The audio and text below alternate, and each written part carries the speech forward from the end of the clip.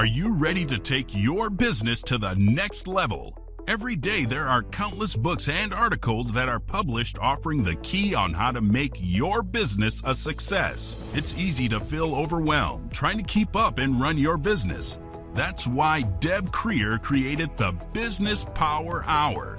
Keep up on the latest trends, best practices, and techniques for how to make your business a success. Let the Business Power Hour do the heavy work for you.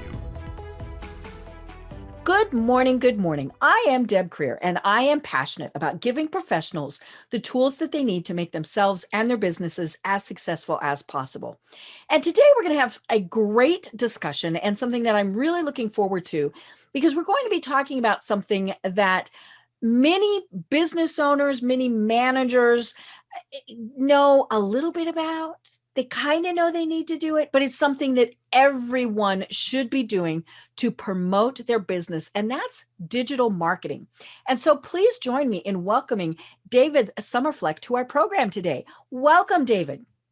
Thank you for having me, Deb. Thank you for anybody out there listening or watching. I appreciate your time.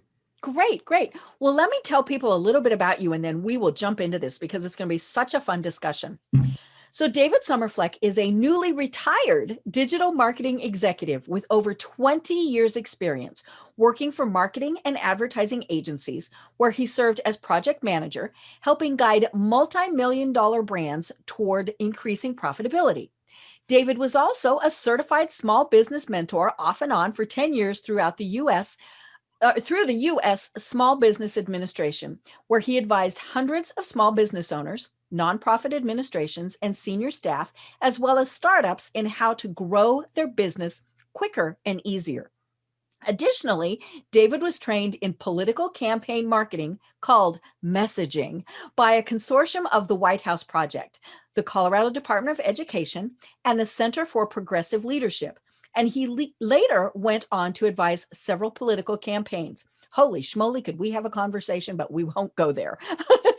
David has written for AOL Time Warner, spoken to a standing room only audience at Microsoft, taught social media marketing at Johnson & Wales University, taught workshops for the WordPress Foundation, and is the author of The Road to Digital Marketing Profits. So again, David, welcome. Thank you for having me. Great, great. Well, let's go back in the Wayback Machine. I always like to find out from my guests how it is that they got to where they are today and how you discovered that this really is your passion in life. Sure. Well, basically, I went to college with the goal of being a writer. Mm-hmm. And I've always had a love-hate relationship with writing because I always loved to do it, mm-hmm. but I hated how society would change that, or how you would try to conform in order to find a way to write mm-hmm. in a way that really represented you. Mm-hmm. And so anyway, I went to college. I studied Shakespeare, Chaucer, Keats, Shelley, medieval journalism. Writers. Mm-hmm. And all of that. And while I was in college, of course, you want to have internships, because mm-hmm. internships, for anyone who doesn't know, they will, in most cases, they'll pay you, they'll cover the costs of your mm-hmm. books, they'll cover some of the expenses of going to college, mm-hmm. which can be considerable. And it's probably double what it was when I went to college. So I had internships working for different newspapers mm-hmm. and publishers while I was in college. I learned very quickly that the pay was very low, and that unless you were dating someone working at the newspaper, mm-hmm. Or had a master's degree or some inside route, it would be very difficult. Mm-hmm. So while I was finishing up my degree in English, I also started studying the internet, which was relatively new at that mm-hmm. time. So back then, Yahoo and Excite were the search engines. In fact, you had more search engines then than you do now. Mm-hmm. Right. There were a whole bunch of big ones, little ones, all sorts of. Right. So I started learning how to develop websites for small businesses, medium businesses back in the mid 90s while I was working on my degree. Mm-hmm. And it was pretty easy back then to kind of hack SEO if there was a business that wanted to be number one in Yahoo or Excite, you could do that, and it was relatively easy. Now, the great irony is that today in 2021, the majority of small businesses will go under statistically within the first 16 months. So the irony now is that the odds are even more great against their success and profitability, but most have no interest whatsoever in SEO. Right. They don't know what it is, or if they do, they're getting disinformation. Somebody on Facebook said this, now another article on LinkedIn said this, and it's completely contradictory, and Google changes their algorithms every couple of months. So how do you win? And it's a complex answer. It's not a short answer. So the difficulty with digital marketing is it's not Burger King. You can't get it immediately. It's not super cheap, and you can't have it your way. And now you have competing do-it-yourself solutions like Wix and Weebly and Squarespace and things like Vistaprint that'll do it for very cheap. And so the irony again is that the businesses who need it the most are struggling with all this confused morass of DIY seeming solutions that really, in my view, ultimately hindered them more than they helped them. You know, I remember I had a lawyer I was talking to, two of them, in fact, days apart, who wanted to be number one in Google for local lawyers in their field. Makes sense. And they couldn't understand why their free do-it-yourself website was not achieving that goal. And I tried to explain it to them. They were not ready to commit. Right. So I just said, well, all I can do is be supportive and encourage you. If you decide at some point you're willing to invest, you know, 3,000 to make 30,000, I can work with you. But until you're at that point where you're really ready to commit to achieve traction and get results, there's not a whole lot I can do with you. All I can do is advise you. And I don't want to advise you repeatedly over and over and over again. So we talk once or twice. I wish them well. That is the majority of small businesses where it's more of a hobby. Right. So I learned over all these decades to really make sure that I say, how committed are you? If you're not committed and you don't see yourself as a long-term business that's really meant to support a family, we're not going to be an ideal fit. I can talk to you and cap it to 30 minutes. And then after that, I can move on. So it's a profound differentiator that seems very simplistic, but I liken it to relationships. Are you just in this for fun? Right. Or is this something that you want long-term? Are you wanting to get married, or are you just wanting to have a fun evening? Right. Exactly. So that's where I learned to differentiate that. And when I worked for marketing agencies, of course, it was very different. How so? Well, in a marketing agency, my job was to bring together these seemingly disconnected elements and put together a project that would, 99.9% ensure that the business would achieve the results that they wanted. And how that worked, feel free to remind me, and I can dig into that if you want. That's a complex answer too. So I had to learn how to apply the structure of the larger agency to working as an independent consultant, because I didn't just, obviously I wasn't just born working for marketing agencies. In between these positions, I was a teacher. I had other, I taught at the college level. So in between these positions, I would work as a marketing consultant, and I had to learn to apply the structure of the larger corporate agency to the individual. So very different. Right. I love it. And it's so true what you say about small business owners. And it's not always that they think of it as a hobby. in many cases, well, sometimes it's to get from A to B, oops, I'm having to have a small business because I'm not employed right now, right? But it's also so many people, they enter into it without a clue as to everything that they need. They Right. know how to do their widget, they know how to provide that service, but they don't know anything else. They don't know how to do a website. They don't know how to do their taxes. They don't know how to invoice. They don't know how to hire employees, all of these things. And and that's and unfortunately, I think so many small business owners think that they have to do it all. They're going to be looked down Right. upon, but it's like, no, especially small business owners, you want to hire the people that you need assistance with. I always tell people, if I needed open heart surgery, I wouldn't go to a YouTube video and try and do it myself. I'm going to hire Right. somebody that knows what they're doing. So why not hire somebody to do your marketing, your website, those pieces that are your face to the world? Well, if I and stop me if I talk too long, Oh, no, this is but fine. if we work backward, when I work with potential clients, I screen them first to make sure that we're a good fit for each other. As I alluded to earlier, are you committed? Are you willing to invest 3,000 to make 30,000 or 2,000 to make 20,000? Otherwise, what am I talking to you for realistically?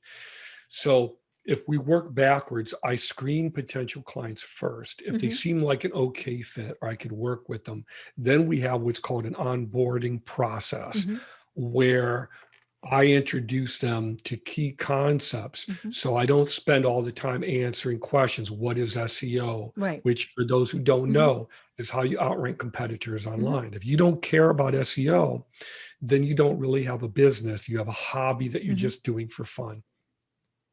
So there's the screening, then there's the onboarding process.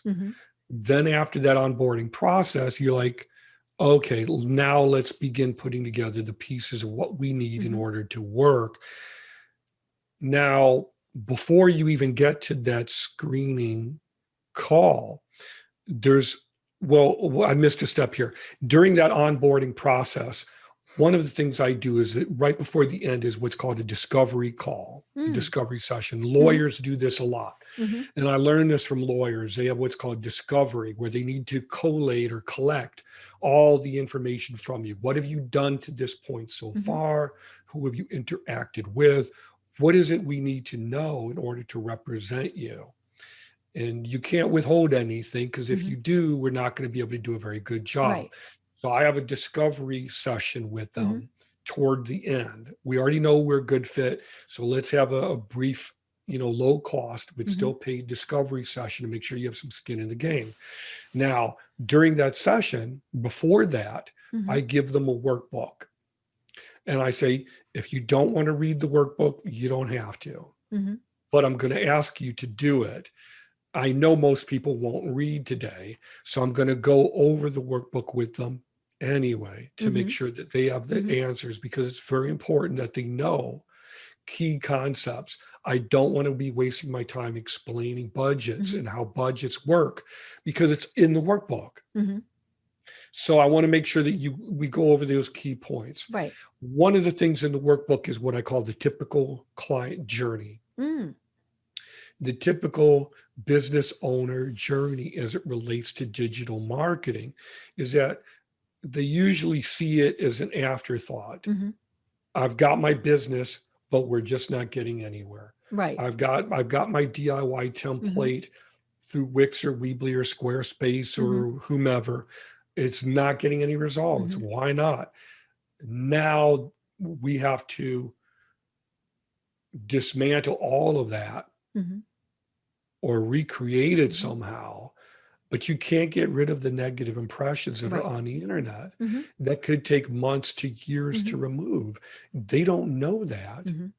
Just like if somebody writes a negative review of your business online, it could take months. Right. If you're on Facebook, it could be there forever. And a lot of new or small business owners don't understand that. So unless you own it, you don't have control over it. A Facebook page is not the same as a business website. They can change their algorithms. They can change the format, the structure. They could take what you do and use it in their commercials or whatever they want. You don't have control or ownership over that. And they don't see any value in it. They don't get it in most cases. So the typical client journey or the small business journey is they begin at that point where they're like, what is SEO? What is e-commerce? What is content marketing? How do I get a grip on all these different factors? What do I ignore? What do I choose to pay attention to? How can I do everything for myself, by myself, for free? For free. That's the key. They don't want to pay for it because their funds are limited. Now that part is understandable, but I you always also say, get what you paid for. And also what I always say is I tell them the dentist story where I needed a root canal. And I went to a new dentist. He was new in a very upper crust, rich area, because I always try to get medical care in rich areas because they're going to do better service for it. It shouldn't be that way, but it is. And so he was a new dentist. He was actually a very young guy, very cool, hip young guy. And I said, look, before you do this root canal, I got to ask you, do you ever get people coming in here who, have used super glue or, these things, these butterfly clips or whatever? And he said, well, actually, he said, I have had that. And he said, they're scared, they're cheap, they're broke, they're poor, they're addicted to the poverty mindset. He said, whatever it is. And he said, and my heart goes out to them. But he said, what they don't understand is they're causing infection. Right. And now I have to do surgery to undo what they did. It could take weeks or months to undo it. And now what could be $2,000 now could be $15,000 or $20,000. And it's horrible, it's painful and all that. So what I always tell them is that what applies to that applies to working with a mechanic. It's the same thing. It's do-it-yourself plumbing, on and on. There's a million comparisons here. So what I always say is do-it-yourself is for when what you're doing doesn't matter to you. If you don't need an outcome, if you don't have specific goals and objectives, if it doesn't really matter to you, then do it yourself. Who cares? Right. But if you're trying to support a family where it's very serious or the outcomes really matter to you, you can't afford to play games. You want to work with someone who's serious and committed because you're serious and committed. Right. So it's kind of where water seeks its own level. So at the beginning of my workbook that I give potential new clients and customers, we go over there's several diagrams where they show what I call the typical client journey, where they're at that point where they're undecided. Is the internet, do I think the internet is new? Do I think it's a fad or something that only kids use in mommy's basement? Right. Some older business owners still see it that way. Oh, yeah. They think, Facebook is just for cat videos. Right. And it's not. It doesn't look professional. And so I go through that with them. And what's interesting was I noticed a psychologist named Dr. Elizabeth Kubler-Ross, who wrote a book about the 5 stages of people dealing with grief. And I found that the stages of denial that she wrote about in, people dealing with the death of a loved one were almost identical in how business owners dealt with marketing. And digital marketing is an offshoot of marketing, so it's no different. And I found that the stages were almost identical, where they're in denial, they're negotiating. Maybe I can try to do everything for free. And then finally at the end, they finally say, all right, this is reality. I have to deal with it. I have to deal with it at some point. I'll spend $1,000 if I want to get back $10,000 worth of results, and so on. And the more results you want, what I also say is, look, when I had one of my businesses, I had 2 businesses.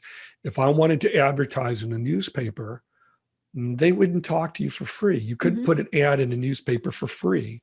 They didn't care. You'd put it on your credit card, just as you would if you needed medical care.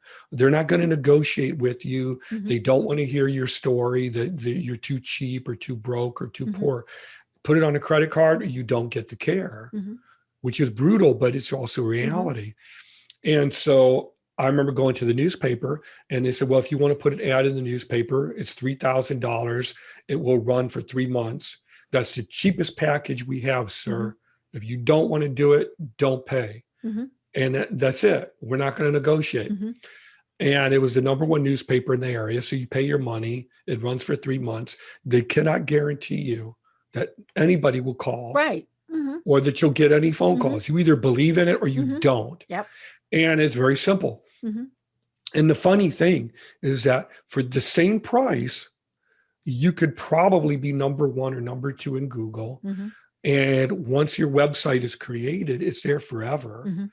And then there's a very small maintenance fee that you pay, or maintenance fees, to keep it going indefinitely. Right. So you pay maybe $50 a year for your hosting. You pay maybe $20 a year for the domain name.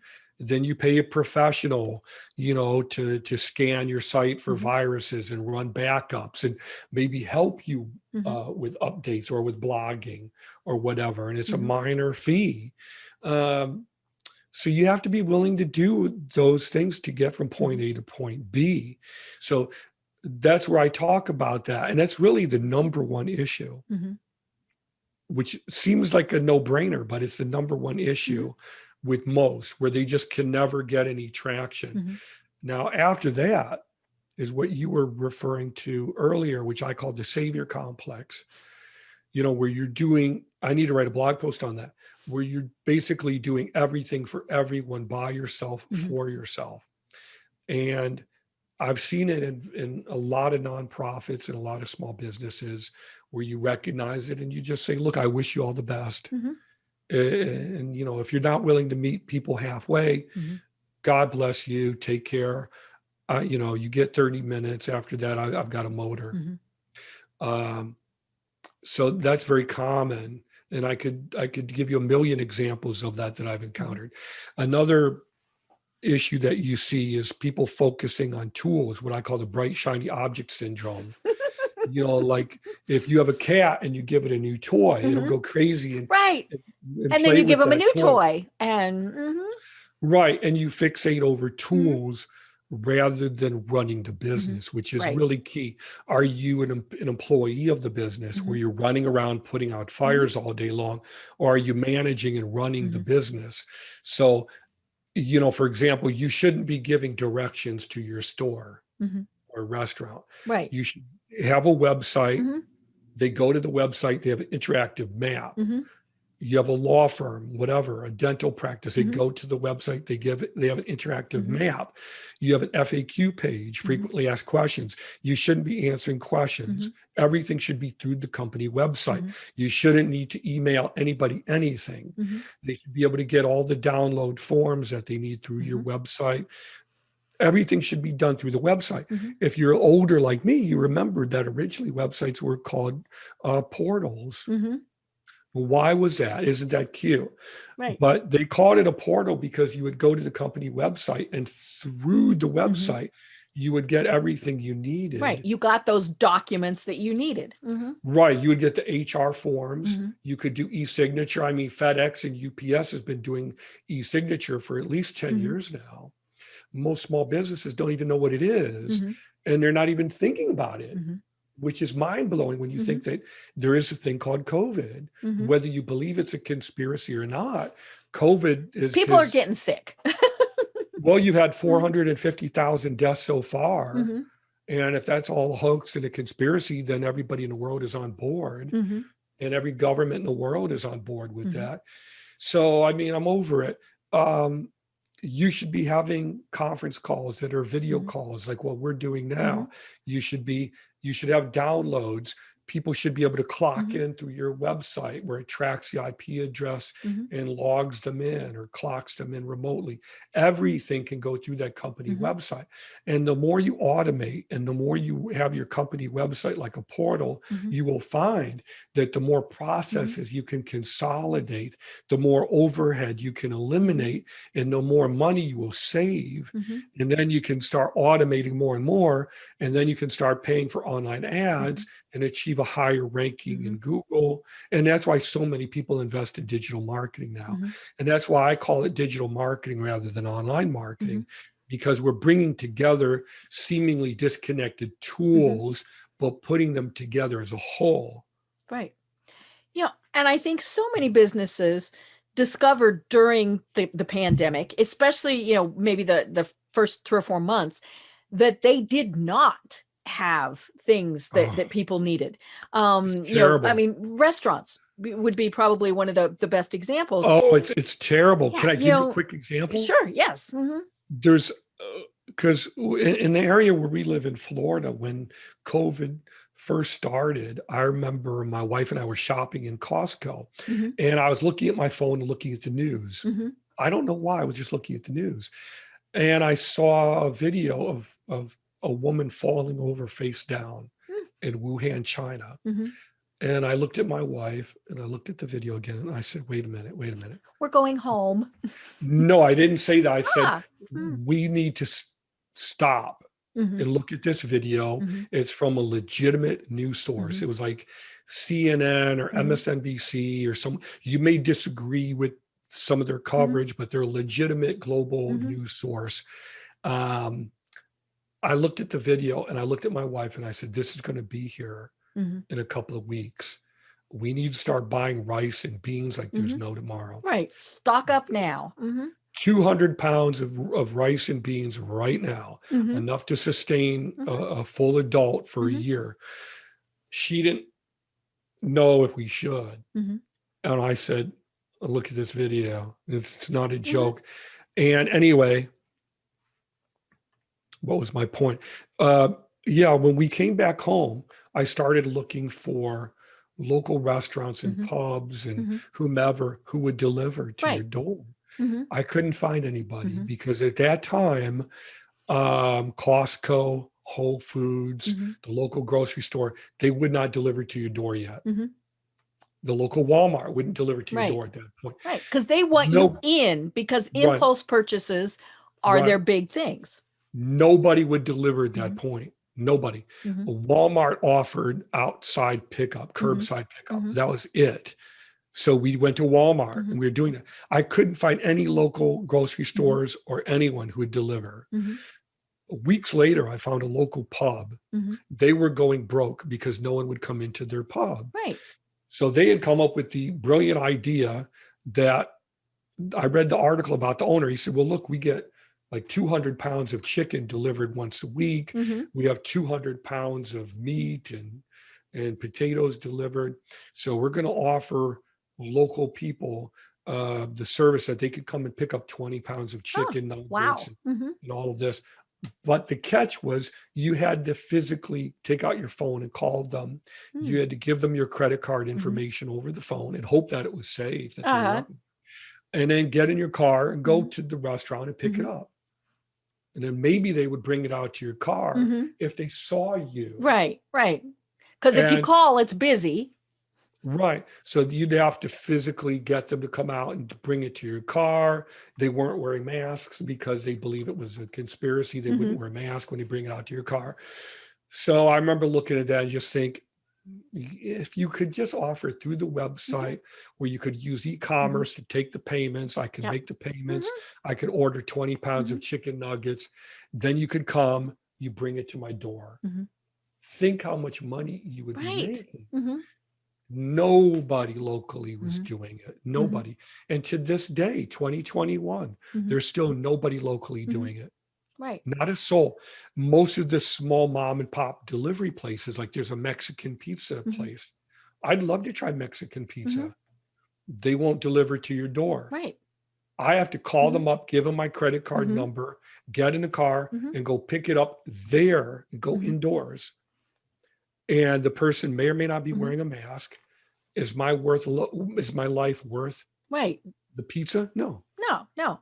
Well, and I think so many times, they think that's hard. No, it's not. Not in this day and age. There's so many ways that you can add those features to your websites. Or okay, maybe you don't want to do it. Fine, sign up with get an Uber driver, whatever. Right, There's ways. right.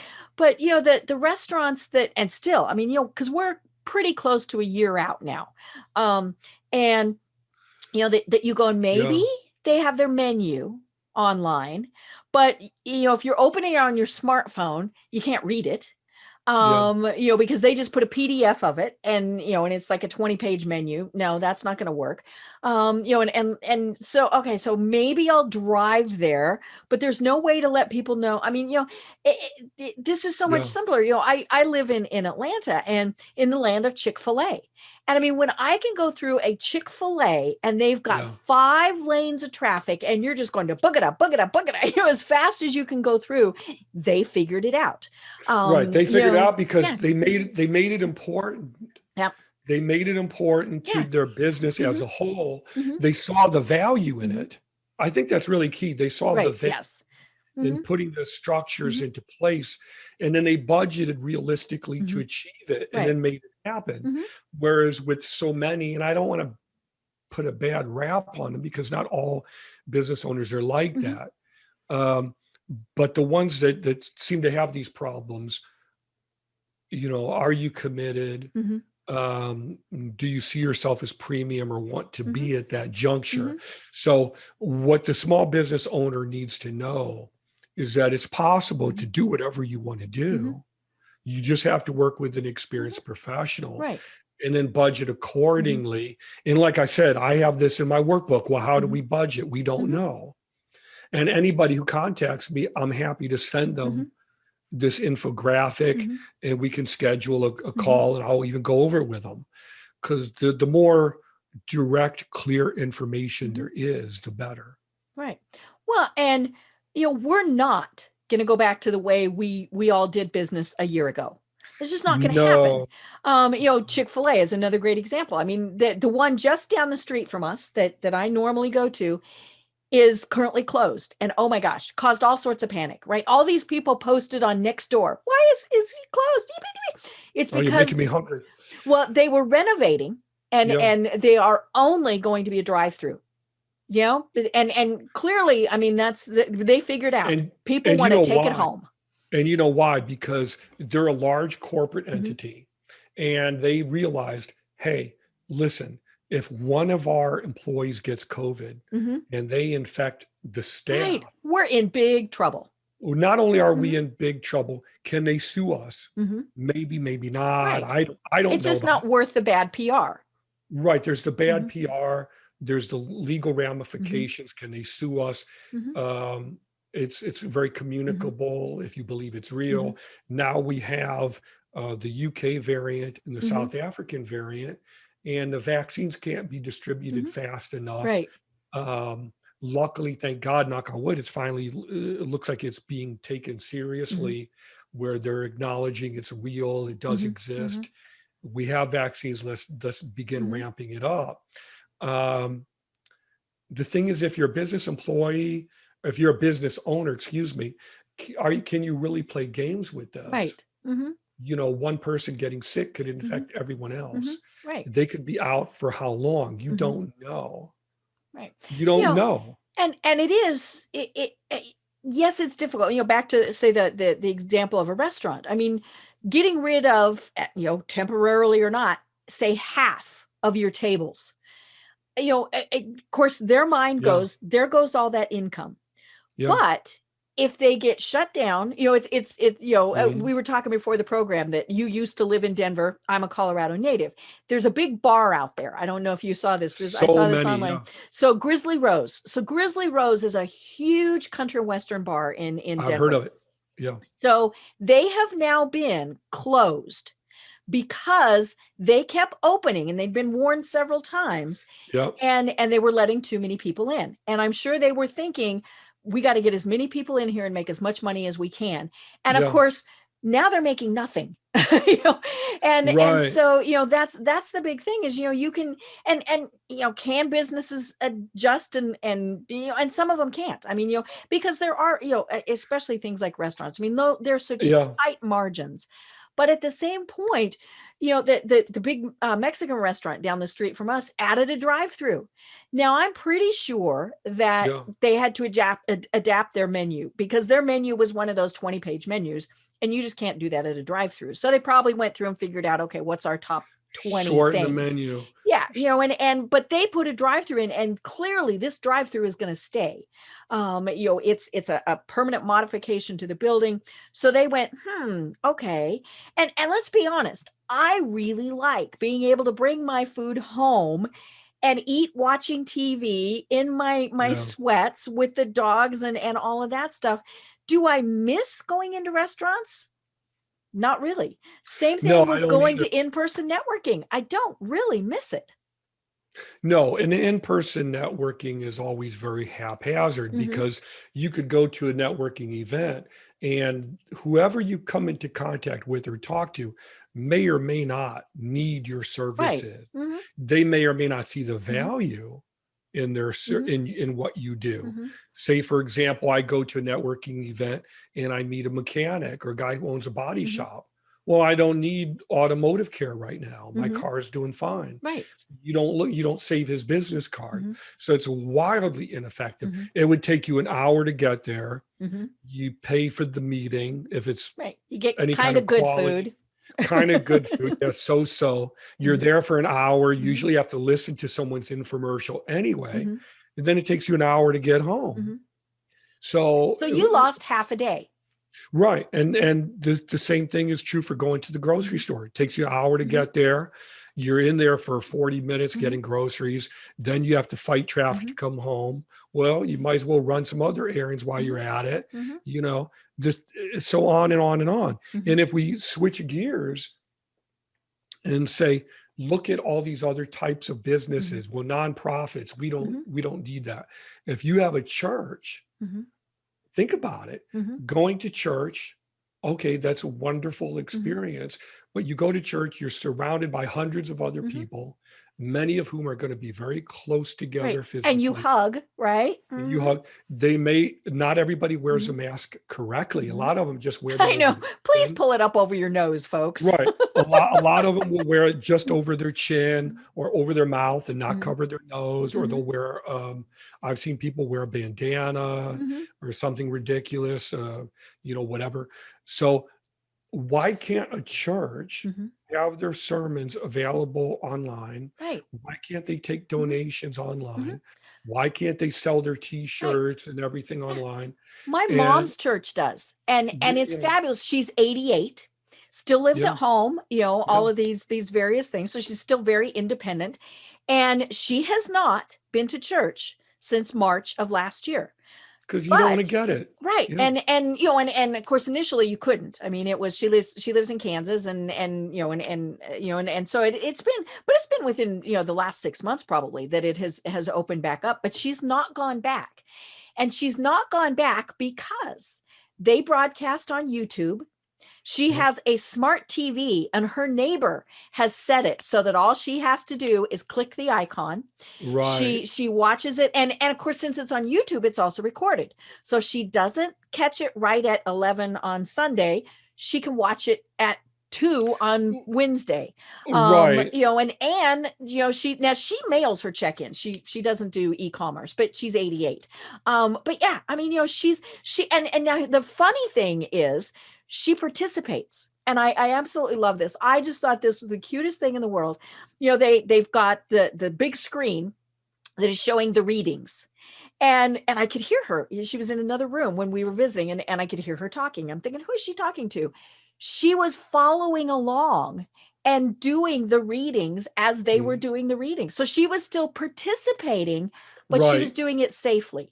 And I love that church did that, and they send out, they're on Facebook, and they send out the reminders, and they say, hey, we're going live next time, but they record everything and then And upload it later. Yeah, and there are ways to make things easier Mm-hmm. too. My father's 85 years Mm-hmm. old. He knows how to check his email. Mm-hmm. He knows how to Mm-hmm. look at things online. Right. So if he can do that, Mm-hmm. and then most people can figure Right. out how to go Mm-hmm. to a Mm-hmm. website and click on a link Mm-hmm. that says watch now, Right. Now you it's know, a little more difficult if or say you pay. need communion, but there's Actually, ways around it. I love one of the actually, early memes. I saw yeah, this would have been in March or April with it was a Catholic priest with a water pistol. yeah. I thought, oh, that's kind of cute. I mean, I think that was obviously a big joke, but there are still ways that you can adapt. Yeah, I remember looking at the website, I think for Hmm. Joel Osteen. Everybody Hmm. knows Hmm. Joel Osteen, Right. the giant mega church. Hmm. And Hmm. I remember looking at his website once. Um, and there was some right there on the homepage, it was something where you could call a phone number Hmm. and you could get someone who would pray with you right Hmm. away. There was a link that you could click on Hmm. to donate. There was Right. another right away that Hmm. you could buy books Hmm. and CDs or download Right. MP3 and so on. You could watch the Hmm. sermons 24/7. You could Hmm. look them up by Right. subject, you know. So whatever the type of business it is, Hmm. there is a way to use digital Hmm. marketing to Right. consolidate Hmm. overhead, to reduce Hmm. these redundant operations. Hmm. I have clients that have been with me for like 10 years now, and they're a small mom and pop. They're in Hmm. their 70s, Hmm. and they wanted a contact form that would screen people and not accept spam, Hmm. but they also wanted a way that it would be automated so they're not responding to email because they have difficulty checking their email. Oops. I right. So I said, guess what? Hmm. There's a way to do this. Hmm. If you pay me a monthly fee, Hmm. I'll check your email for Right. you every day, or Hmm. I'll check it Hmm. once a week. Hmm. And I set up the contact form so that once you submit the Hmm. form, you get an automated message that Hmm. says, hey, thank you so much for Right. contacting Hmm. us. We really appreciate your business. However, Hmm. we don't check our email every Hmm. day. Please call the Right. store at this phone So number. they managed expectations. Right. Now I'll check the email Hmm. for them once a week, Hmm. but they also have the phone number. Hmm. Well, they respond to the phone Hmm. calls. You know how Right. to answer the phone. Hmm. So, and there was another thing where they wanted to bid on government Hmm. contracts. And so there are two people. Hmm. So I said, that's fine. We can find a way that you can bid on these Hmm. contracts and then automate the bidding Hmm. process. So every time a new contract comes available for what it is that you Hmm. do, you'll get an automated email. Hmm. You can read the email and decide if you want to bid on this Hmm. contract or not. Hmm. Then I'll show you how to put together a template. Hmm. So all you have to do is go into the template, change the numbers around, Right. change a few lines that are Hmm. highlighted in yellow, and then send it to Hmm. the agency. And guess what? One government contract is worth hundreds of Right. thousands of Oh, dollars. easily. Hmm. So if you get one contract, you made back whatever you paid Hmm. me about Hmm. 20 times over. Right. Right. Now imagine if you get 2 or 3 of those per Hmm. year. Come Yeah. on, You're you set. know? Yeah, Well, and of course the whole thing with doing this digitally is you just expanded your reach worldwide. Back to the right, example of the church. Now it's not just people who are in Pittsburgh, Kansas, who are going to that church. It's people right. worldwide, and Who so can maybe they moved from there and they still love that church. Well, gosh, now they can watch it. yeah, And of course make donations. I mean, that's always the biggie. But yeah, yeah, and I mean, unless you are a business, and well, and like we were saying, even restaurants. I mean, you're not going to ship your food worldwide, but if you can get it a mile, 2 miles, 10 miles away, sure, that's good too. And so it's a yeah. way for people to be reaching a much broader market than they ever could do if they were having to trot around individually or wait for people to come in. That's right. If you're a coach, Hmm. you could offer your services to people anywhere where they Right. speak your Hmm. language. Hmm. If you sell books, Mm-hmm. ebooks or downloads or Mm-hmm. courses, anybody in the world could Mm-hmm. purchase them.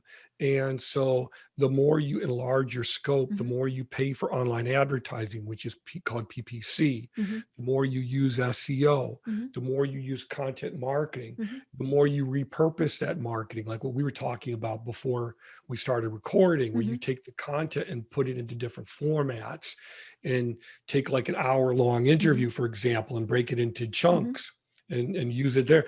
The more you think outside of that proverbial box and are open to doing whatever it takes Mm-hmm. to ignite your business, Mm-hmm. the more you're going to grow Right. exponentially over time. Mm-hmm. You know, I remember there's a classic blog post I read that this marketer wrote about why he blogs daily. And he said that he started blogging every day and he saw no results. Mm-hmm. Nothing was happening.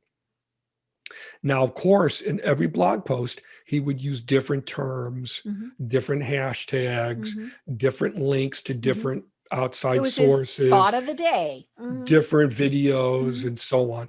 And nothing happened. Mm-hmm. And he said, after 2 years, all of a sudden, he noticed the hits were just coming in. He was getting thousands of hits or Mm-hmm. visits to his Mm-hmm. website per day, Mm-hmm. and business was taking off. Mm-hmm. People were contacting him from all over the world, asking for his help, Mm-hmm. specifically with what he did. Mm-hmm. So he had a vision beyond the present day. Mm-hmm. He was building the foundation. Right. And that's what was the business igniter for Mm-hmm. him. Right. So let me stop hogging up the space. Let you ask me some No, no. meaty questions. You know, this is obviously very interesting. I love this. Um, you know, it is something that I think so many people, you know, we've been saying are hesitant to do. And you know, I'm in the social media realm more, you know, and to me it's they're simply marketing tools, you know, Right. and I tell people you still need to focus. I mean, you know, I set up a Clubhouse account. I still can't figure out if this is something that because you talk about rabbit holes.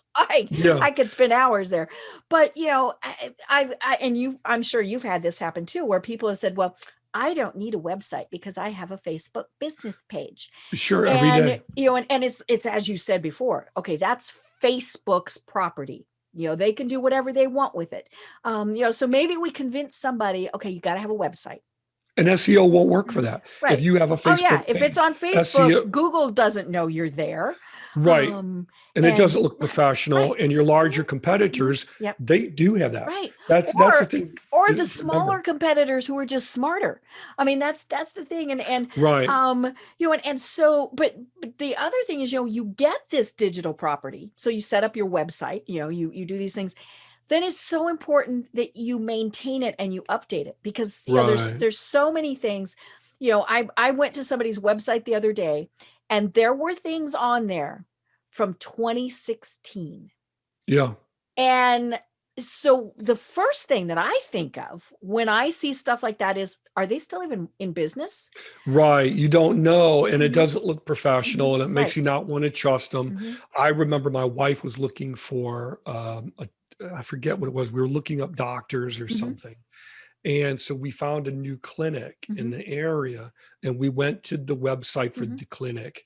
She looked at it and said, I'm not going. No. I'm not calling that person. I said, what was it? And she said, well, it says get your free website from Wix here. It had Oh. ads all over it. Mhm. Get your free website Mhm. here.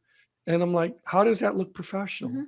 Mhm. Right. Big ads all over it. Mhm. Half the pages weren't Mhm. complete. Mhm. There's no information about the doctor or why you should go to them. Mhm. And you know, it's just like look at your larger Mhm. competitors to learn by Mhm. their Right. example.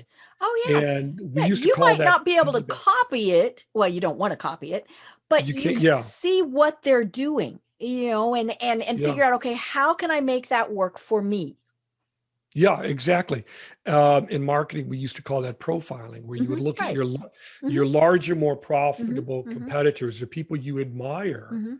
that maybe you'd want to be like Mm-hmm. this one day. Mm-hmm. You look up to them, look Right. at their website, Mm-hmm. but don't only just look at their website, look at what they've written about, Mm-hmm. look at how they represent Mm-hmm. themselves on social Right. media, how often do they blog, how Mm-hmm. often do they produce Mm-hmm. videos, and so Mm-hmm. on. And, look at how you can reposition Mm-hmm. yourself in a way that not only will Mm-hmm. help you more, but also Mm-hmm. reflect who you really are, who you Right. want to attract. Right.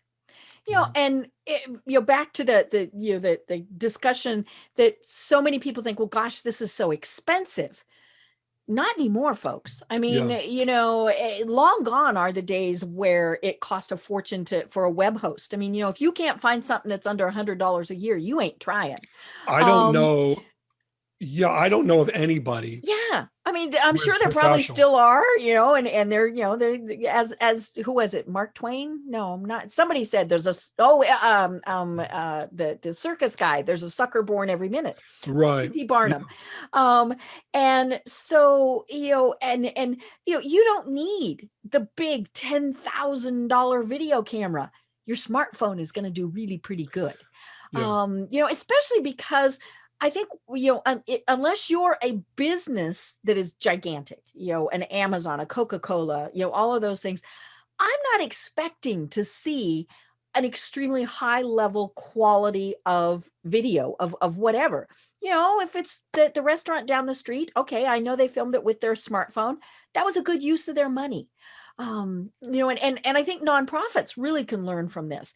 The tools that we have are pretty inexpensive. Oh, I've had people say how much, yeah. oh my gosh, it's expensive to start a podcast. This microphone, which looks really pretty fancy that I use, is under $100. I think this was Yeah, $30. yeah, all Yeah. these various things. And of course, one of the things that works really well, gaming equipment. So a headset and a really good microphone. And yes, there's costs that go into it. You have to have a host, you have to do, all sorts of things. But yeah, I mean, it's so inexpensive. And so, the people that tell us, you and I can't afford it. For one thing, they haven't really thought about it, probably to realize. But then the other is exactly what you were saying. They haven't said, I'm going to make the commitment to make my business work. Yeah. And I mean, even just things like digital photography. I mean, I'm older than you. And so I Maybe by remember, a year or two. yeah, when we'd buy digital images, right? And oh my gosh, you'd spend $400 or $500 for one image.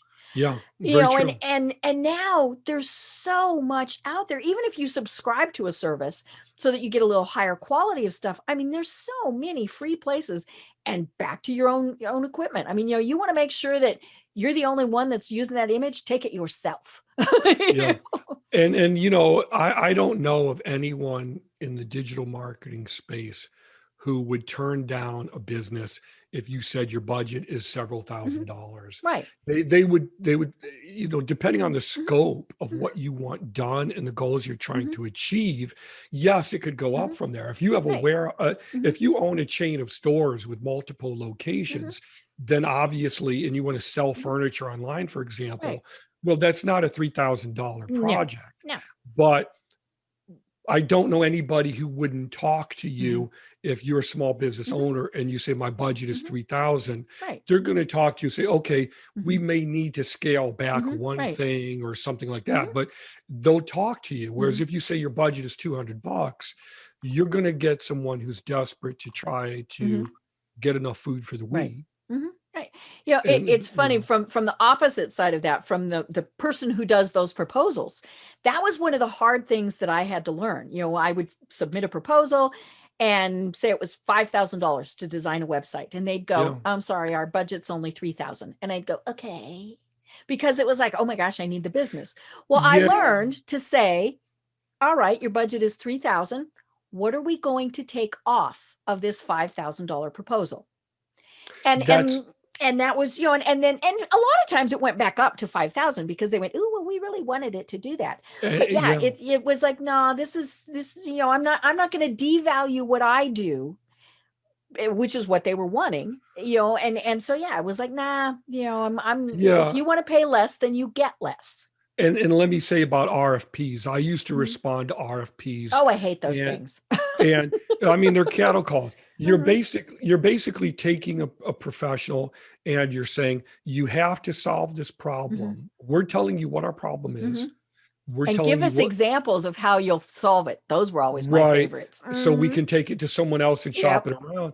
But we're Uh-huh. also going to tell you what tools you should use, Mhm. how long it should take you, Mhm. and what it should cost. Right. So what I tell people who are sending out RFPs now Mhm. is I say, thank you for thinking of me. Mhm. I welcome you to a Mhm. free half Mhm. hour video Mhm. consultation where we can go over your goals and objectives and Mhm. see if we're a good fit for each Right. other. Hopefully, Mhm. we can talk like Mhm. adults Mhm. about your business Right. goals and objectives. Mhm. If you can't spring for 30 minutes Mhm. to talk with me like an adult, Mhm. and everything has to be Mhm. mechanical and anonymous and within these very rigid Mhm. structures, then we're probably not a good Mhm. fit because you Right. probably have no chance of Mhm. achieving your Right. goals. Well, and of course Yeah. with RFPs, especially if they're being rigid Yeah. and I shouldn't say rigid, if they're wanting consistency on their input, let me put it that way. So they want everybody to be doing apples, apples, apples, apples. And if you throw an orange in there, they're not going to accept your RFP. So, but the problem with so many RFPs is they really don't know what they want. So it's either so broad That's that yeah. you can't respond to it, or they're forgetting things, and so that's RFPs are just, ugh. I haven't done an Yeah. RFP in years. And that's another key point that you hit Mhm. on too. If you don't know what you want Mhm. and you don't know what your goals are, Right. that's another reason to talk to an Mhm. experienced Mhm. professional so you can work out what your Right. goals and objectives Mhm. should be Mhm. so you know how to budget Mhm. accordingly. Mhm. Right. So it's a big bonus. Yeah. Oh my gosh, David. We we see, this is why I set a timer, because I know that we would have so much fun that 3 hours from now we'd still be talking, but we have almost filled the hour. The one thing we didn't talk about was your book, The Road to Digital Marketing Profits. So tell us just a little bit about it. And I didn't have the opportunity to read it, so I can't wait to do that. But tell us a little bit about that. And of course, we put the link in the show notes. Yeah, I should probably work on updating it. It's The Road to Digital Marketing Profits. It's Mhm. available through Walmart, Mhm. Amazon, Books a Million, Barnes and Mhm. Noble. It's basically my first real book Mhm. that takes you from the perspective of being a business owner who's Mhm. new to the concepts of digital Mhm. marketing.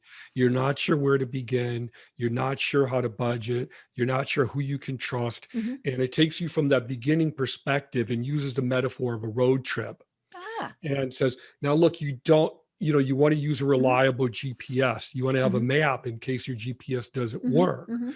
You want to make sure you have a full tank of gas. You have enough money to buy more gas while you're on the road. You don't want to pick up a random Mhm. hitchhiker because they might be crazy. Mhm. And so the end point being, we take you from point A to point Mhm. B. At the end of point B, at the end of the book, you know what marketing Mhm. collateral, what content you should be writing, Mhm. who you should be writing it to, Mm. um, how to budget. Mhm. And you Mhm. also have a business plan worked out that you could take Great. to a credit union or a Mhm. bank and Mhm. say, look, here's my business Mhm. plan that I've worked out. Mhm. So if you give me this loan of 10 or Mhm. 20,000 and I invested in digital marketing, I can show Mhm. to you that Mhm. I know what I'm trying to achieve Mhm. to make sure that I get some results. And Great. so that's the Mhm. book. And like I said, I have a visual illustrated Mhm. version of that Ah. that I Mhm. give to clients Mhm. that I work with. I Mhm. call it the illustrated guide Mhm. to digital marketing that I sell myself Mhm. because you can't really format it as a typical Right. book. And that way you can also update it as needed. Very much. Mhm. I'm working like the 10th version of it now. Mhm. But because of all these infographics and Mhm. all these diagrams, so far it hasn't worked to submit Mhm. to a Mhm. publisher. But it's a visual way Mhm. of showing people all these infographics and charts and everything that explain Mhm. budgeting. How long should a project Mhm. take? Well, you might not know. Right. Well, Mhm. how do you decide what the design should be Mhm. based on, or what colors it should be? Mhm. Well, it explains all of that. Mhm. So it walks you through all of that. So I'm still selling that through my own site, but the book is different in that it's just text and it takes you from point A to point B. Cool. I love it. Well, speaking of your website, how do people find it and how do they connect with you? All you have to do is go to www.dms.blue. So DMS are my initials, and I'm a digital marketing specialist. I provide digital marketing solutions. My favorite now that was color is convenient. Yeah, and that's marketing 101. Make it easy for people to remember. My favorite color is blue. It always has been. So I tell everybody, go to Google, type in dms.blue, and I offer free 30-minute strategy calls with people. So if you don't know where to begin or you're not sure, I'll talk to you for a half hour. I'm a slow talker. Great. I know a lot of people offer 15 minutes, but I don't want to have to And put 15 that minutes pressure. is too short. Yeah, exactly. I love it. I love it. Well, like I said, we're almost at the top of the hour. So what final thoughts would you like to leave everyone with? I'm very, very fond of this quote from Henry David Thoreau because I'm a big Thoreau fan. I'm a big reader. And he has this great quote where he said, "Build your castles in the air, for that is where they belong. Now lay your foundation beneath it." And I think it's a very good quote for business owners who are stuck in that savior mindset, doing everything myself, running all around. Delegate, even if it costs money, because in the long run, you'll find that you have more time to spend with your family. You have more time to actually run and manage the business. And in the long run, you'll do much better. Great. I love it. I love it. Well, such a fabulous conversation. And, and again, your website is dms.blue, nothing else, not .com, just dms.blue. I am Deb Creer. I've been having a delightful conversation with David Somerfleck. And until next time, everyone have a great day. Tune in for our next program for even more trends, best practices, and techniques for how to make your business a success. The Business Power Hour, hosted by Deb Creer, is proud to be part of the C-Suite Network.